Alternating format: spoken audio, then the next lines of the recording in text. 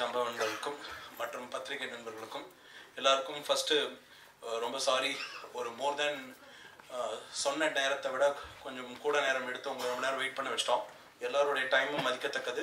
So I am terribly sorry for that. அது பர்சனலாக எடுத்துக்க வேணாம். we are really apologize for that. And Yogi Babu sir were due to some inconvenient ஏதோ work இதில் பிஸியில் மாட்டிக்கிட்டார். So அதுவும் it is nothing intentional.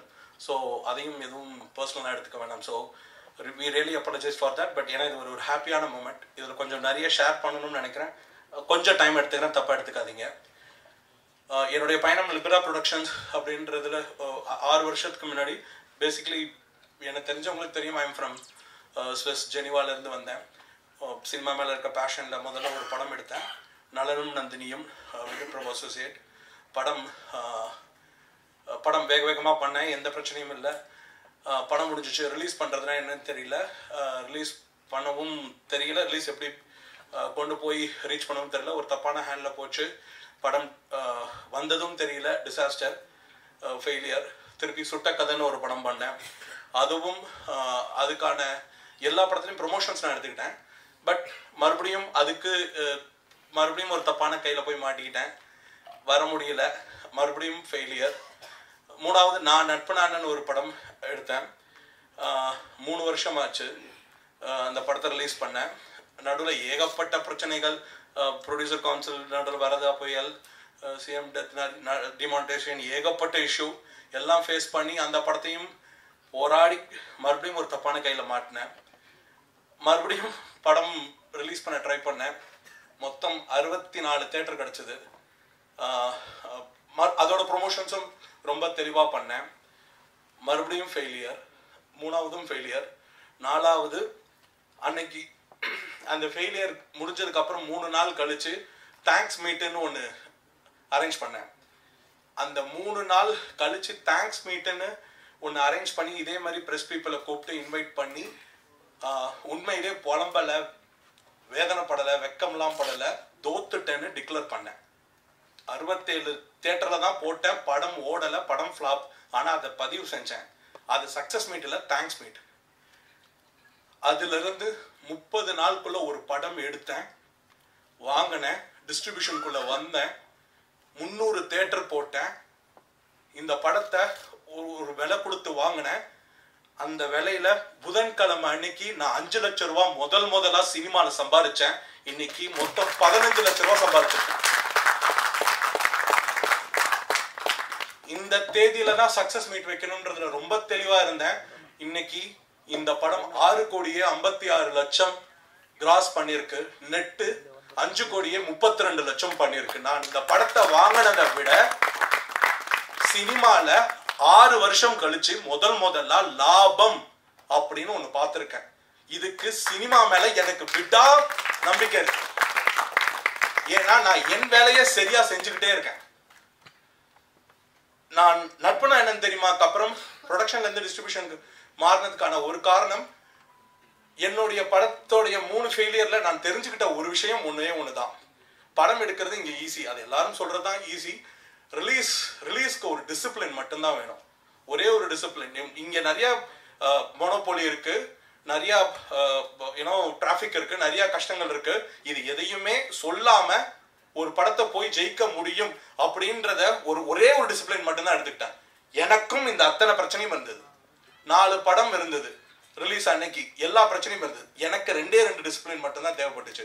1, என்னை நம்பின producer கிட்ட நான் சொன்ன பணத்தை கரெக்டா கொடுத்துடணும். 2வது, நான் என்னுடைய ப்ரொடியூசர், என்னுடைய டைரக்டர் கடைசி நாள் படம் ரிலீஸ் ஆயிடுமா, கேடிஎம் போயிடுமா, ப்ரொமோஷன் ஒழுங்கா நடந்துடுமான்னு ஒரு பயம் இல்லாமல் 6 மணிக்கே கடையை மூட்டேன். காலையில நேரா 11 மணி ஷோக்கு என்ன நம்பின பீப்புளை நேரா தியேட்டருக்கு கூட்டு வந்துட்டேன்.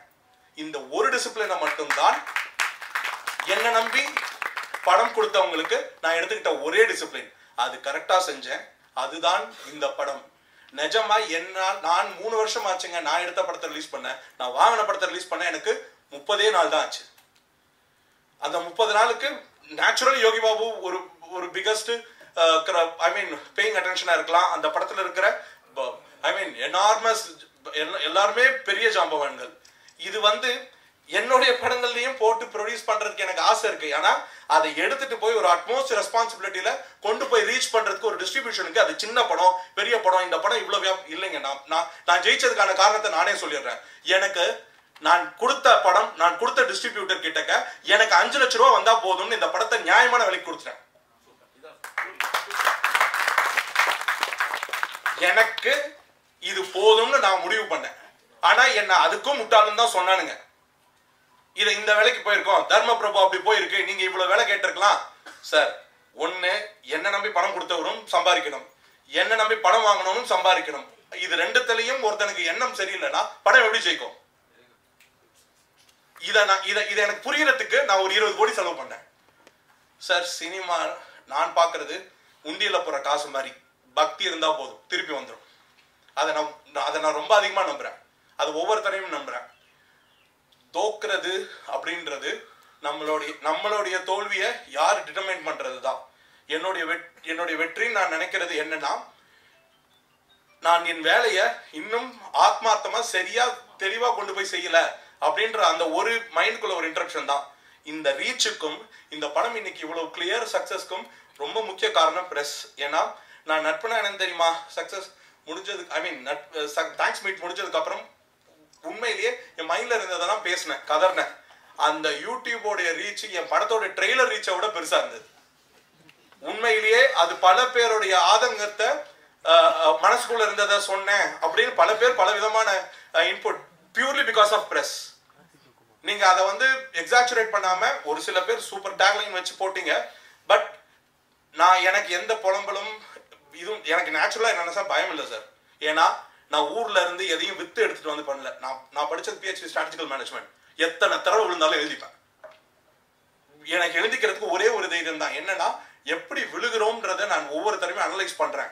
நான் வந்து யாரையும் குறை சொல்லாம இந்த ஃபீல்டை வந்து ரசிச்சு கொண்டு போகணும்னு நினைக்கிறேன். எனக்கு ஏகப்பட்ட ட்ராக்ஸ் வரதான் செய்யுது. இன்னைக்கு கூட இந்த சக்சஸ் மீட் வரதுக்கு முன்னாடி எனக்கு ஒரு கால், சிட்டிக்குள்ள இருக்கிறவங்க அத்தனை ஓடிங்ஸும் எடுங்க, ஏன்னா இது அகைன்ஸ்ட் த ரூல் அப்படின்றாங்க. கரெக்ட், சரிங்க. அடுத்த படத்துல நான் இதை பண்ணல, மறுபடியும் என் ப்ரொமோஷன் வேகமா தான் இருக்கும், வேற மாதிரி தான் இருக்கும், ரூல்ஸ்க்கு கட்டுப்பட்டு தான் இருக்கும். ஏன்னா இந்த சின்ன படம் வெளியில தெரியலன்னா எப்படி சார் ஜெயிக்கும்? படம்னா விளம்பரம் ரொம்ப முக்கியம் சின்ன படங்களுக்கு. காரணம் வேற வழியே கிடையாது. இந்த படத்தை வந்து தியேட்டர்ல சேர்க்கறதுக்கு டிஸ்ட்ரிபியூட்டர்ஸ் கேட்கிற ஒரே ஒரு விஷயம், நீங்க ப்ராப்பரா விளம்பரம் செஞ்சிருவீங்களா, அது பக்காவா ரீச் ஆயிடுமா? நான் ஒரு பெரிய படத்தை சமீபத்துல விலைய முடிக்கிற ஒரு அல்டிமேட் க்ளோஸ் கால்ல இருந்தேன். அந்த படம் எனக்கு கொடுக்காம இருக்கிறதுக்கான காரணம் எனக்கு அதை சொல்றதுல பெரிய இது இல்லை, ஐ மீன் பயமோ வருத்தமோ இல்லை, பட் எனக்கு தகுதி இல்லைன்னு சொன்னாங்க அந்த படத்தை ரிலீஸ் பண்ண. நான் நினைச்ச பணம் இருந்தா போதும், அதை எடுத்து அதை முறையா செஞ்சிடலாம். காரணம் என்னன்னா, ஒரு படத்தை ஜென்யூனா ரிலீஸ் பண்ற ஒரு டிஸ்ட்ரிபியூஷன் கம்பெனியா என்ன மாத்திக்கணும்னு நான் ஆசைப்பட்டேன். யார் வேணாலும் நம்பி படம் எடுங்க, தரமான படமா இருந்தா கொண்டு போய் சேர்க்கறதுல லிபரா அட்மோஸ்ட் கான்சென்ட்ரேட் பண்ணும். அதை வந்து ரொம்ப நான் ஹானஸ்டா பண்றேன். இப்போவும் நான் சொன்ன பாக்ஸ் ஆபீஸ் ஃபிகர் ஏதோ மேடை இதுக்காக சொல்லலை. நீங்க யாராச்சும் கேட்டா பிரஸ் ரிலீஸே பண்றதுக்கு நான் ரெடி. என் படம் ஒரிஜினல் சக்சஸ். நான் ஒரிஜினலா தமிழ் சினிமால சம்பாதிச்ச முதல் காசு கூர்கா. இது நடந்த 4வது நாள் எங்க வீட்டுக்குள்ள பேசிட்டு இருக்கும் போது, சும்மா பேசிட்டு இருக்கும் போது, வழக்கமா இந்த மாதிரி ஏதாவது பண்ண கொஞ்சம் ஒரு கிரேசியான கை, வழக்கமா இது பண்ணும்போது எதையாச்சும் பண்ணுவியே, ஐ மீன் அவுட் ஆஃப் எக்ஸைட்மெண்ட் ஏதாச்சும் பண்ணுவியே. ஸோ என்ன டைரக்டருக்கோ இல்ல மற்றவங்களுக்கோ, ஐ மீன் அவுட் ஆஃப் எக்ஸைட்மெண்ட் பண்ணி நான் நேச்சுரலா யோசிச்சா இந்த மாதிரி சும்மா இவங்களா காரு அது இதுன்னு ஏதோ ப்ரெசென்ட் பண்றதை பத்தி பேசிட்டு இருந்தாங்க. சாம் ஆண்டனுக்கு நான் உண்மையிலேயே ஒரு விஷயத்த ஜென்யூனா ப்ரெசென்ட் பண்ணணும்னு நினைச்சேன்னா, உங்களுக்கு எனக்கு அந்த தகுதி இருக்குதுன்னு நினைச்சீங்கன்னா ஒரு படம் உங்களுக்கு ஃபுல் லிபர்ட்டி தரேன். நினைச்ச மாதிரி நீங்க படம் எடுங்க, நான் ப்ரொடியூஸ் பண்ண ரெடி உங்களுக்கு. ஏன்னா நான் பார்த்த முதல் வெற்றிக்கான முதல் காரணம் சாம் ஆண்டன். நான் என்னுடைய டைரக்டருக்கு, நான் தோத்த படங்களுக்கு என்னோட டைரக்டர் மேல எனக்கு ஒரு வருத்தம் கிடையாது. ஏன்னா என்னை பொறுத்த வரைக்கும் அவங்க படத்தை நான் சரியா போய் சேர்க்கலன்றதுதான் என்னோட வருத்தம். அது போக இந்த டைரக்டர் மூலியமா நான் ரீச், ஏன்னா இவர் 100ல வருத்தப்படும் போது இவன்லாம் எனக்கு கிடைக்க மாட்டேங்கிறானேன்னு இருந்தது. தேடி போய் எடுத்தேன் இந்த படத்தை. இதுல என்ன ஒரு ஹையஸ்ட் பியூட்டினா, நம்பிக்கைக்கும் இந்த படத்தோட சக்சஸ்க்குமான ஒரு பெரிய பியூட்டி, இந்த படத்தை நான் சைன் பண்ணலைங்க. இந்த படத்தை நான் வாங்கிக்கிறேன்னு சொன்னேன். இன்னைக்கு வரைக்கும் இந்த படத்துக்கு ஒரு அக்ரிமெண்ட் கையெழுத்து கூட போடல. இந்த படத்தை வெறும் வாய் வார்த்தையில சொல்லி பண்ணப்பட்ட படம் தான் அது. எந்த அக்ரிமெண்ட்டும் சைன் பண்ணல நான். அநேகமா ஐ ஹோப் இந்த 4 monkeys ஒத்துப்பாங்க நினைக்கிறேன். ஏன்னா யாரு ஏன்னா இப்போ வரைக்கும் வந்து அவர் சைட்ல இருந்து அக்ரிமெண்ட் அப்படின்றது எதுவுமே கிடையாது. பட் அதை தாண்டி வந்து he has paid us. என்ன வரணுமோ அவர் என்ன ப்ராமிஸ் பண்ணாரோ அதை பண்ணிட்டாரு. சரி சீரியஸா, ஏன்னா ஒன் ஆஃப் த ப்ரொடியூசர்னா I take the liberty to say that. Thank you. But என்ன பொறுத்த வரைக்கும் எனக்கு ஒரு குரு சொன்னார், நல்லவங்க 2 பேருக்கு பத்திரம் தேவையில்லை, கெட்டவங்க 2 பேருக்கு போட்டும் பிரயோஜனம் இல்லை. ஸோ நான் நல்லவன் சொல்ல வரல, நான் கெட்டவன் இல்லை. ஸோ இந்த பர்டிகுலர் ஈவெண்ட்ல இந்த சக்சஸை உணர்ந்து சொல்றேன். சினிமா எனக்கு ஒரு பேஷன் இருக்கு, சினிமா எனக்கு பயங்கர கஷ்டத்தை கொடுக்குது அப்படி இல்லை sir.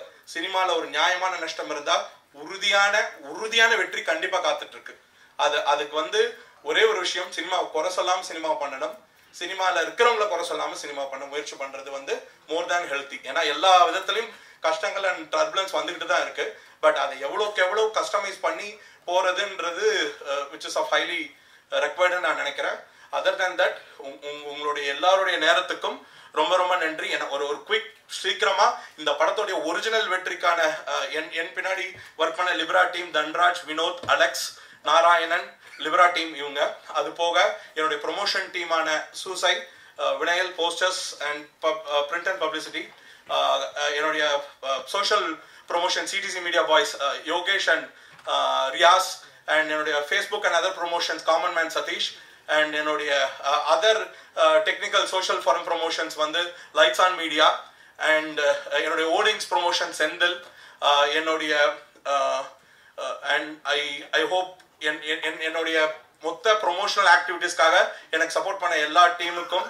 And apart from that நேச்சுரலாகவே எனக்கு ப்ரொடியூசர் கவுன்சிலோடைய சோ கால்ட் ரூல்ஸ் பெருசா எனக்கு நிறைய ரூல்ஸ் எனக்கு பெருசா புரியல.